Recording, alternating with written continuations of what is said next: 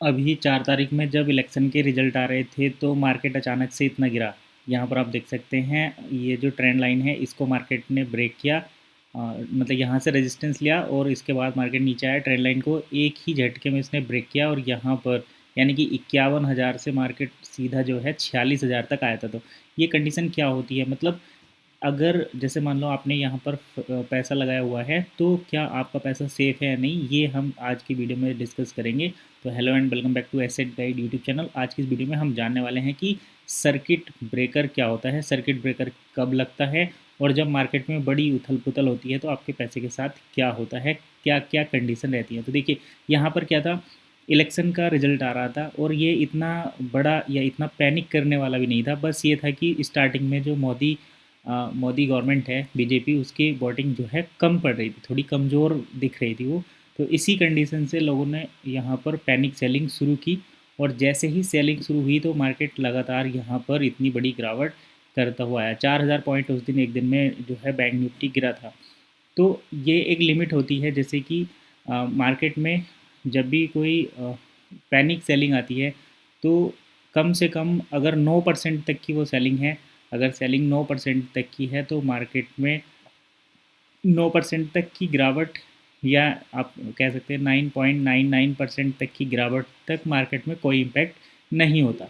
तो आपका जो इनिशियल कैपिटल है उसमें आप 9.99% तक की गिरावट को जो है देख सकते हैं। लेकिन अगर गिरावट 10% हो जाती है तो ये गिरावट एक बड़ी गिरावट मानी जाती है और ऐसी कंडीशन में मार्केट जो है वो रुक जाता है कुछ टाइम के लिए। तो मार्केट कब रुकता है, कितने टाइम के लिए रुकता है, ये सब सर्किट ब्रेकर के द्वारा होता है और इसको कैलकुलेट किया जाता है। जैसे आज मार्केट कितना बढ़ा कितना गिरा, उसको जो है कल के प्राइस के हिसाब से कैलकुलेट किया जाता है। लास्ट डे का जो प्राइस है, लास्ट डे का प्राइस किस पॉइंट पर क्लोज हुआ है उसी के बेसिस पर सर्किट की जो है सर्किट ब्रेकर जो है लगाया जाता है। तो अगर मार्केट 10% गिर जाता है तो तब जो है मार्केट को कुछ टाइम के लिए रोक दिया जाता है, जिससे कि लोग पैनिक सेलिंग ना करें, उन्हें थोड़ा सा सोचने समझने का टाइम मिल जाए और लोगों का इन्वेस्टमेंट जो है वो थोड़ा सेफ रहे।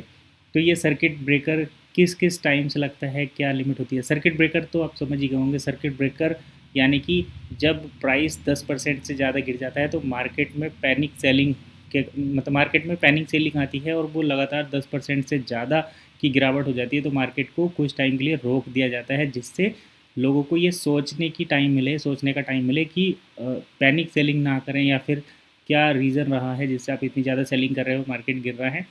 तो ये 3 लिमिट पे लगता है, जैसे 10% के लिए कितने टाइम के लिए सर्किट मार्केट रुकेगा, और 15% गिरा है तो कितने टाइम के लिए रुकेगा, और 20% अगर मार्केट गिरा है तो कितने टाइम के लिए उसको बंद किया जाएगा। तो ये सारी चीज़ें हम डिटेल में देखेंगे। तो चलिए मैं आपको चार्ट पर लेकर चलता हूँ, वहाँ पर हम एक एक करके सारी चीज़ें देखेंगे। तो हम आ गए हैं सर्किट ब्रेकर। देखिए अगर आपका मार्केट 10% गिर जाता है और वो भी गिरता है 1 बजे से पहले, यहाँ पर देख सकते हैं 10% के लिए 3 कंडीशन है। 1 बजे से पहले गिरेगा, 1 से 2 बजे के बीच, और 2 बजे से बाद।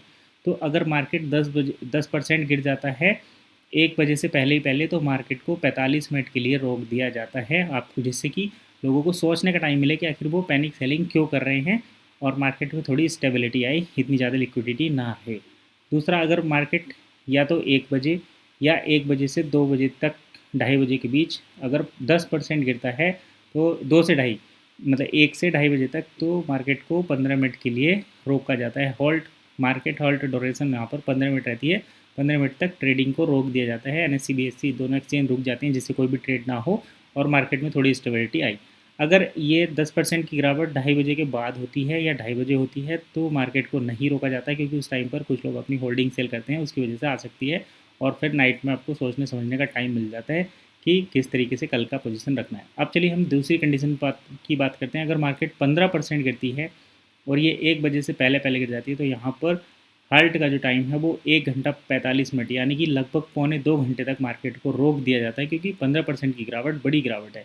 10% से ज़्यादा गिरावट नहीं होनी चाहिए। 10% गिरावट हो जाती है तो मार्केट को रोक दिया जाता है as per the time duration.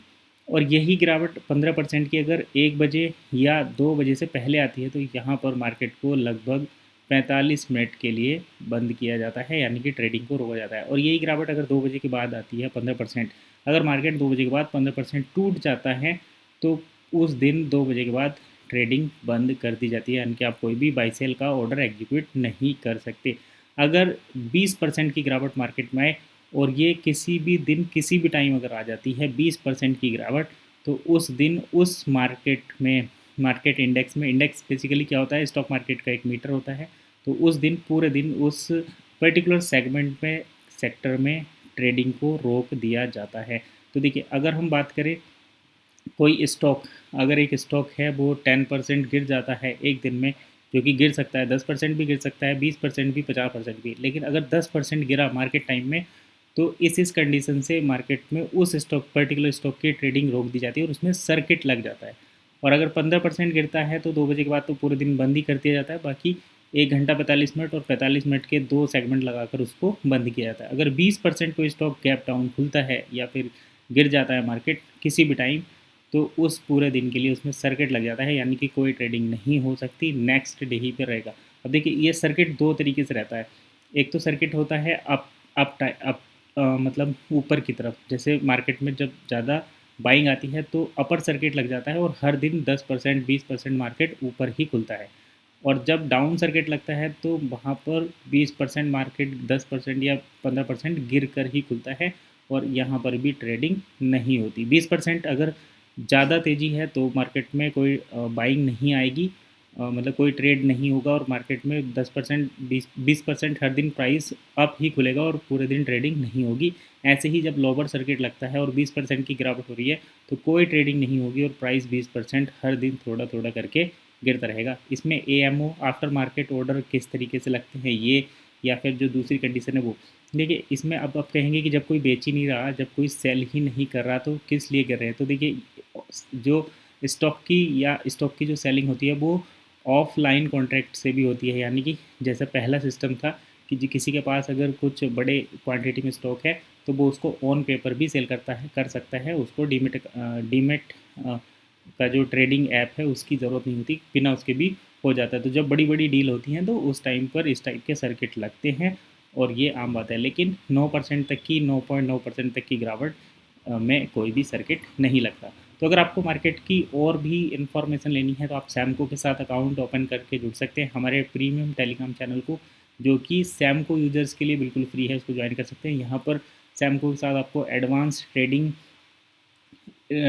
की इन्फॉर्मेशन मिलती है, बेटर चार्टिंग एक्सपीरियंस मिलता है। यहाँ पर 60 से ज़्यादा सिग्नल्स जो हैं, जो इंडिकेटर्स आप यूज़ कर सकते हैं, उनको फ्री में दिया जाता है। तो सैमको के साथ अकाउंट ओपन करके आप जो है अपनी ट्रेडिंग एक्सपीरियंस को काफ़ी स्मार्ट बना सकते हैं, बेहतर बना सकते हैं। तो फिलहाल इतना ही, मिलते हैं नेक्स्ट वीडियो में।